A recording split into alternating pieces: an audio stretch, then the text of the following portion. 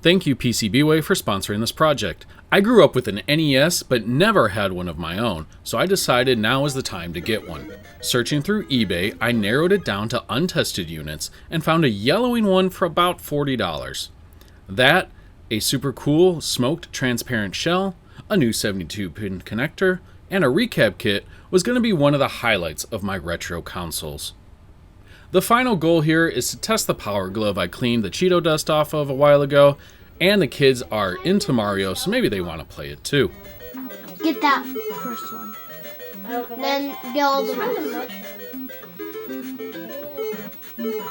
Oh yeah. If we exclude the transparent shell, I got this and the parts to fix it for less than buying a good condition NES, since it also came with some games, controllers, and a light gun. The kids were excited, and so was I, so let me show you how you can likely fix an unloved NES for cheaper than it is to buy a good condition one. Before we get started, we need to know exactly what we got. When trying to test Mario and Duck Hunt, I wasn't able to get the game to run, as expected, so the first thing I did, and you should do, is disassemble it and replace that 72-pin connector. Let's get this on the workbench and do just that.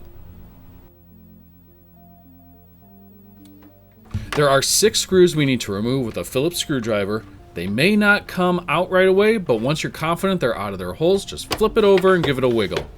If all 6 fall out, then you can set it right side up, and it should take 0 effort to remove the top of the console. I have some labels and containers, which is good practice, but I found out most of the screws in this NES are the same anyway. There are 8 screws holding the top of this RF shield in place, and those screws need to be removed too. Lift away the RF shield when you're done. Next, we need to remove the game cart holder by removing 6 screws. There is a longer silver screw on each side between the 2 bronze screws, and it's important that this comes back to the same hole during assembly. So set these aside and mark them. If you don't, well, they are the only silver screws I had in my NES. You should be able to easily pull out the game cart holder, and we'll work on removing the PCB.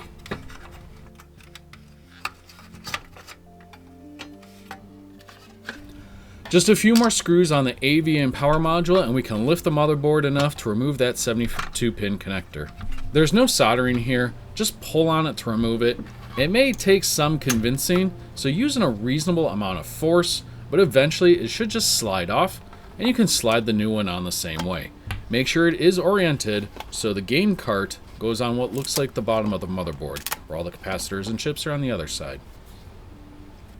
Attach that motherboard and the game cart holder with as many screws as you're confident with, then we can test to see if we can start gaming.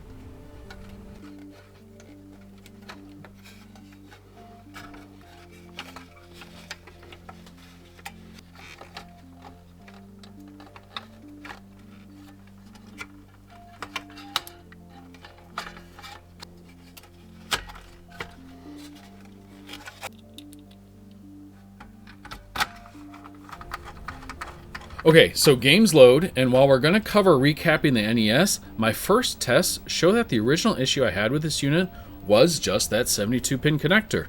I wasn't able to get Duck Hunt working because I found out my TV has some post-processing, which messes with the black than white screen the light gun needs, but I didn't know that at the time. So I bought that recap kit a few days later. We're about to take it apart again.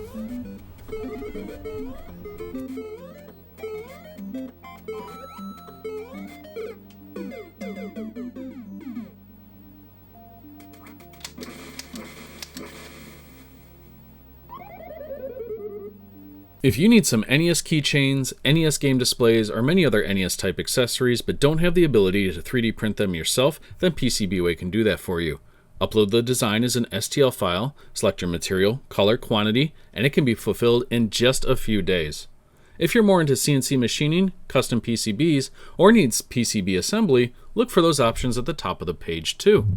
Use my link in the description below. New customers can get $5 off your first order.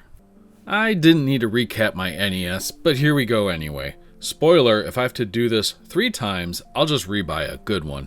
With the motherboard out of the shell, you need to pay attention to the AV module, which has the power and audio video connectors. This is held on with some massive grounds and pins with what feels like a quarter roll of solder. You're going to need a lot of solder wick, and a hot air gun I finally bought was very helpful for the last bits of solder I could warm up instead of removing. Take your time here, gentle. Although you're unlikely to break anything, I don't want you to test that.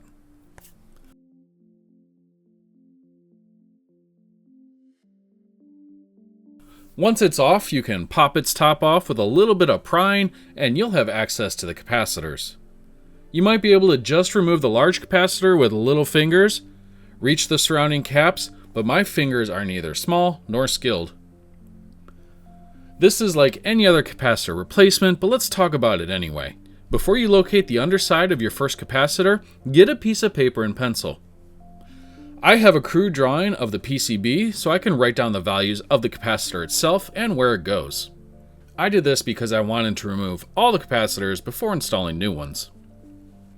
Locate the underside of your first capacitor and either remove the solder with a wick or a solder sucker. If you don't have a solder sucker, it is worth the money. Once you can pull the cap out of the PCB, then reverse to reinstall. Keep in mind the white stripe on the capacitor is the negative terminal, and both positive and negative is marked on the NES PCBs. Don't screw this up, or you could damage your NES. Repeat for all capacitors, then resolder the AV module back onto the motherboard, and again, use a ton of solder like it had before you removed it. Repeat this process for the capacitors on the motherboard as well. Once again, you should reassemble to the bare minimum to test.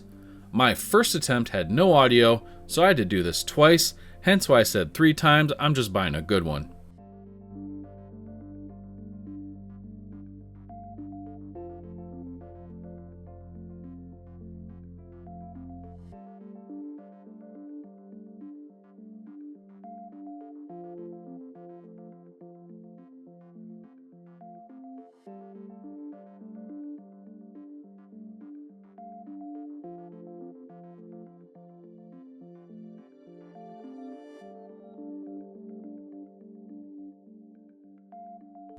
You've tested, took a short trip down memory lane, now it's time to finish by putting it all back together.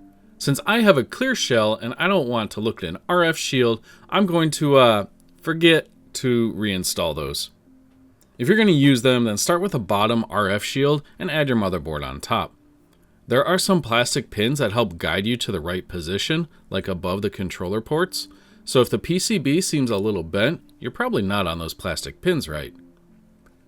If you haven't already, start with the 2 long silver screws that secure the game cart holder and the PCB to the case, then screw in the rest of the screws.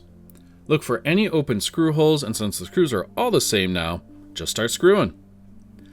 I left a little wiggle room so I knew I could get all the screws into their holes, then went back and hand tightened them until snug.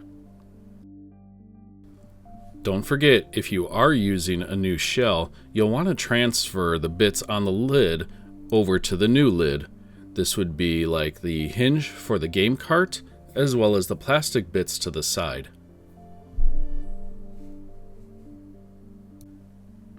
After the motherboard is screwed down and you're confident in your work, add the top, flip it over, use the remaining 6 screws to hold the top and bottom together. And that's it. As long as you tested after your soldering was done, then there's no reason it shouldn't still work, so now you can get back to living the days of pizza bagels and off-brand cola.